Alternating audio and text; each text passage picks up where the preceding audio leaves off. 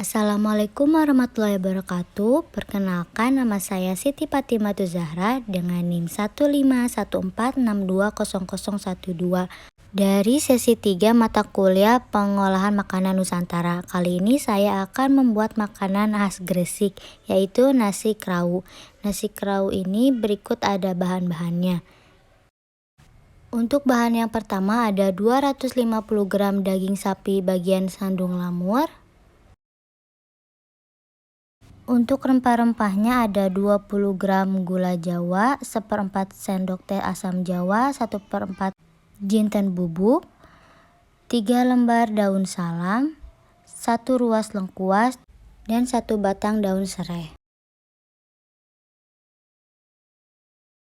Untuk bumbu yang dihaluskannya ada 6 siung bawang merah, 3 siung bawang putih, 1 ruas kunyit, dan 3 butir kemiri yang sudah disangrai. Selanjutnya ada 2 sendok teh ketumbar bubuk. Selanjutnya ada 400 ml santan kental. Lalu ada 2 sendok teh gula pasir, 2 sendok teh garam, dan 1 sendok teh kaldu sapi. Lalu ada 2 sendok makan kecap manis. Untuk bahan serundeng atau poya ada 125 gram kelapa parut. Untuk bahan poya kuning ada 3 lembar daun jeruk purut, 3 siung bawang putih, 2 ruas kunyit bakar. Lalu ada juga bumbunya 1 sendok teh garam, 2 sendok teh gula pasir, dan 1/2 sendok teh kaldu jamur. Untuk bahan poya merah ada 125 gram kelapa parut. Lalu untuk bumbunya ada 5 lembar daun jeruk, 5 biji cabai merah, 2 biji cabai keriting, 2 siung bawang putih. Lalu ada bumbunya 1 sendok teh garam, 2 sendok teh gula pasir, dan 1/2 sendok teh kaldu. Bahan sambal terasinya ada bawang putih, cabai merah, cabai rawit merah, ada terasi, ada garam, dan gula. Pertama-tama kita siapkan daging yang sudah dipotong dan dicuci seperti ini.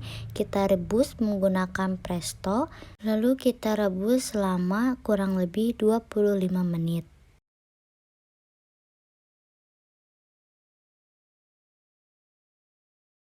Sambil menunggu dagingnya direbus, kita siapkan bumbu untuk memasak daging.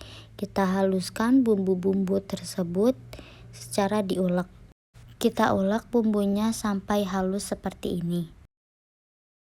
Karena dagingnya masih direbus, kita buat poya merah terlebih dahulu. Kita siapkan bumbu poya merah, lalu kita ulek sampai halus.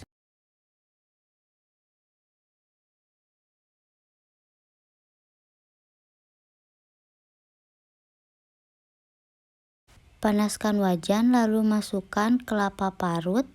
Kita aduk-aduk secara disangrai agar tidak cepat gosong. Kita masukkan daun jeruk, terus kita aduk sampai setengah matang, baru kita masukkan bumbu merahnya. Aduk terus sampai merata dan poya merahnya mengering dan merata, baru kita angkat. Selanjutnya kita membuat poya kuning. Kita siapkan dulu bumbunya, lalu kita ulek kembali sampai halus dan rata.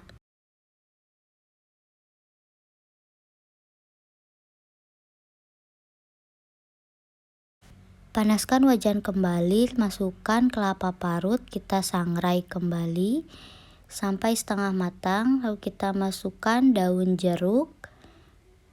Lalu terus kita aduk sampai kita masukkan bumbu kuningnya. Apabila sudah masuk, kita aduk secara merata terus sampai mengering dan merata seperti ini. Kita beri bumbu juga seperti gula dan garam. Apabila sudah kering dan rata seperti ini, sudah matang, bisa kita angkat. Nah, ini dagingnya sudah matang, kita angkat dan tiriskan dagingnya terlebih dahulu. Apabila sudah dingin, kita geprek dagingnya, kita pipihkan sampai tipis agar memudahkan saat disuwir nanti. Selanjutnya kita suwir dagingnya secara tipis-tipis dan kecil seperti ini.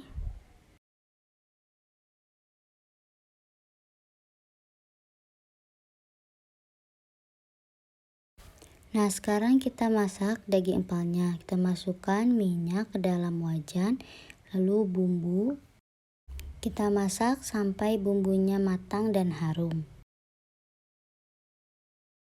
Selanjutnya masukkan rempah-rempah lain seperti daun salam, daun serai, lengkuas. Masukkan juga gula jawa dan asam jawa, ketumbar bubuk dan jinten. Jangan lupa masukkan juga air kaldu bekas rebusan daging sapi tadi. Nah, kita masak sampai mendidih. Lalu kita masukkan daging yang sudah kita suwir-suwir. Kita masukkan bumbu juga, gula, garam, dan kita tes rasanya juga ya. Masukkan santan.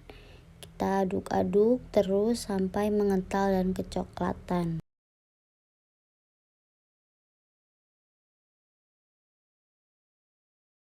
Nah, apabila dagingnya sudah kering seperti ini dan keluar minyak, tandanya dagingnya sudah matang. Nah, nasi krau ini kita sajikan bersama nasi hangat dan beberapa lalapan seperti mentimun dan daun kemangi.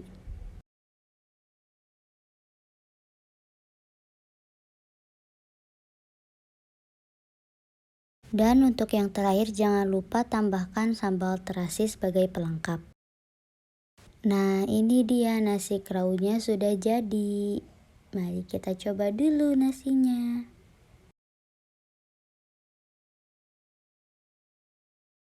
Ini nasi kraunya sudah jadi. Kita coba dulu nasi kraunya.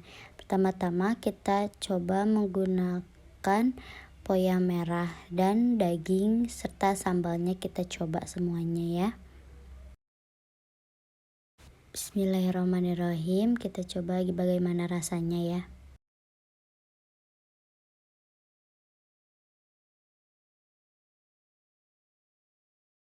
Untuk rasanya yang pasti ini enak, terus pedas, dari sambal terasi dan poya merahnya ini pada pedas, gurih, ada manisnya juga, semuanya tercampur rata.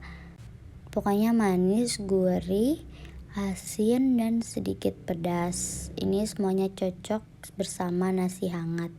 Nah, namun dagingnya ini sedikit keras karena tebal-tebal. Nah, sekarang kita coba dengan poya kuning. Nah, bismillahirrahmanirrahim.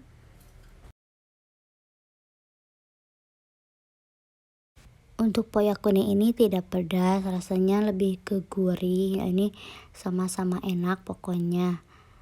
Jadi yang poya kuning ini lebih ke gurih daripada seperti poya merah. Nah, ini dia nasi krau khas Gresiknya sudah jadi. Ini cocok banget buat dijadiin sarapan. Terima kasih.